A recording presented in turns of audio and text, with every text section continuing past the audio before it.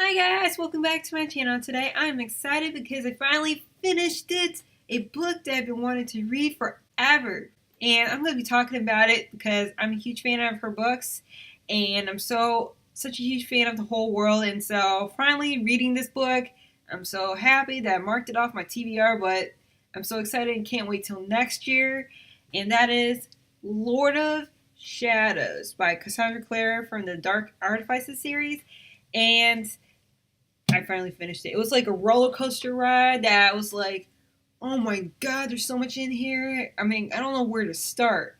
But when I finally read it, I was happy and somewhat sad and mixture of emotions that I don't know how to deal with it. But now I'm going to be talking about it. And just so you know, I will have links below in the bottom, so that way in case you're interested in the book yourself. And also will be making another version of this review for spoilers version for anybody who have read the book. So that way when you read the book and you want somebody to talk about it with, then you can just go over to that one because I love to talk to you about it and I have so much to say. But just so you know, this is a really good book, so it's so good. Okay, so getting started, I'm going to brief you on what happened last time, so in case for anybody who has forgotten some of the key details. For the most part, like the main series started out with focused on characters like Julian Blackthorn, Emma Carstairs, and also the twins, which includes Ty and Livy. And also, there's Drew, who's like kind of like 12, one of the other siblings. And then there is Helen, who's pretty much married to Lynn, who's pretty much half elf, and so she was banished. And so she's like on some island somewhere doing Shadowhunter stuff there. And there are also Christina, who's like also another main character who's pretty much kind of like a badass chick. So, I mean, this book actually has a lot of badass female characters. I mean, Cassandra knows how to make awesome characters, female characters in her books. And then there's Mark, who's pretty much half fairy and half Shadowhunter, who pretty much finally got back because he was taken years ago in the last book of the Mortal Instruments, and so now he's finally back. They have him back, and yeah, did I miss anybody? Oh yeah, Tabby, and then there's Diana, who's pretty much the tutor of the institute, and this all takes place in LA, so just so you know. And so, okay, so did I miss any characters? Oh yeah, Iago. And there's Kieran, who's the elf that pretty much Mark is somewhat into, and also there's Christina also, so it's kind of like between. Okay, so getting started from what happened last time, let's see. So far, there was like an evil warlock, Malcolm Fade, who pretty much, luckily, Emma luckily defeated him. So he was pretty much an evil warlock that used to be their family friend, but then turns against them. And he also tried to sacrifice Tabby in order to bring back his long lost love, who his name is Annabelle, who's a long lost like relative to Blackthorn. So yeah, and then let's see, and then also after that, Emma and Mark decide to become a fake couple. So in order for Julian to get over her, because Simster or like Parabatai is kind of like forbidden to fall in love and actually do anything else. And so Emma's like, we need to pretend to be a couple so then he can fall in love with somebody else and so on. And then on the side of that, also Christina is pretty much like is dating Diago, but at the same time she also has somewhat feelings between Mark, who also has feelings for her and might have feelings for Kieran, but it's kind of like the ship sailed in this one. They have like some issues, and yeah, so pretty much just some of it. So getting started with this book, things get crazy in here, like crazy.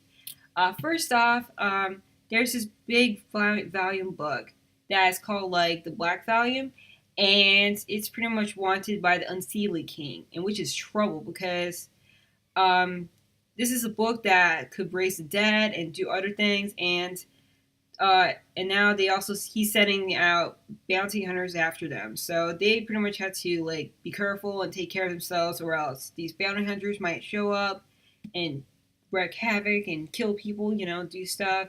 And on top of that, there is like this group of shadow hunters called cohorts, and they pretty much are like kind of like extremist people who really hate downworlders and want to make them like sign up a registry and they also want to take over the Institute, and pretty much like they pretty much hate the Time Lorders. They even hate Mark.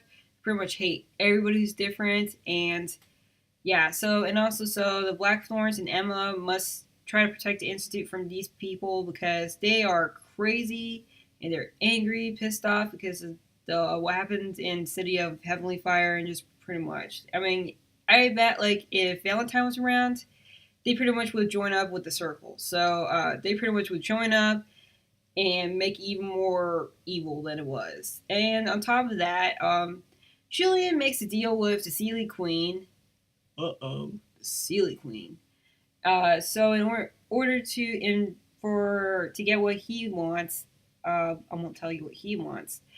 He makes a deal with her in exchange for the Black Volume. So pretty much this is like a really bad deal because think about it, the Sealy Queen always wants something. So yeah, so that's pretty much like all the things there is. On top of that, Annabelle raises from the dead in this one.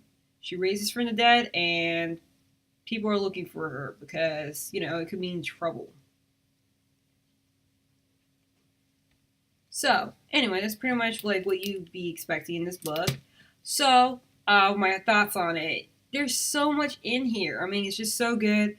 From the part of like this whole trilogy is pretty much expanding a lot on the whole fairy world because you're in the like other series, Cassandra touched base on them, and then sometimes the Sealy Queen will make a few appearances, but you don't really get as much into that world as much. In this book, you pretty much dive into it. You pretty much learn more about their culture, the rules, not just like the Sealy Queen, but there's also the Unsealy Queen, King, and also interesting. And also you see more of Idris a lot, and there's so much. It's also fast paced. There's so much action. There's so much demons in there.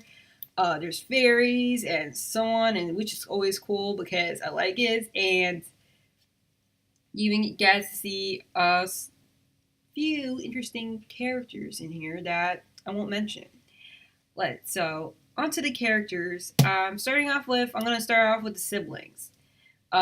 Livy and Ty. I love them so much, and especially Kit, who's pretty much was introduced in the last book, but he turns out that he's pretty much the long lost Harndale. And I like their friendship and how they grew in this throughout this book, and also Julian, especially like his love for his siblings and his will to do whatever it takes to protect them, and I like that. And he pretty much has a big, huge burden on him because he's kind of like the fatherly figure. Because, like, in the last book, their uncle, Arthur, who's pretty much supposed to be taking care of them, is just, like, out of it. So he's pretty much like the absent parent, so there's no one else to take care of everybody. Alongside, I felt so bad between, like, the love triangle between Mark, Emma, and Julian Singh because I wanted them to be together throughout the whole book, and there's always obstacles through it, and there's things going in between throughout the trilogy, which is always like, man, I just want them to be together. Why don't they have a solution for this? And then there's also the whole situation with Mark and Christina and Kieran situation, and then there's Diago, which is pretty much like one of those things that you just don't know who's going to end up with who. So it was interesting. Yeah, and so I also like the whole fact that there's more Shadowhunters in here, and you get to see more of like a different side of area of it because like in the other series you see some of the Clive, and you also see Shadowhunters, like that kind of stuff, but then in the series trilogy you actually see there's more others. There's like different sections of Shadowhunters, and there's different parties, there's schools, and there's academies, and so on, and different ranks, which is actually also kind of cool. And you have to see some interesting old characters that, because Cassandra like hidden some goose eggs throughout the whole story, and it was awesome. So that is pretty much like my thoughts. I enjoyed this book, and it was just such a fun ride because there's so much in here. It's like reading like 3 different stories in one. I mean, this book would have been made good into a trilogy if she wanted to be. And so she could have like expanded everything, and I felt like I was reading 3 different stories sometimes. But anyway, the way she tied everything together was like great.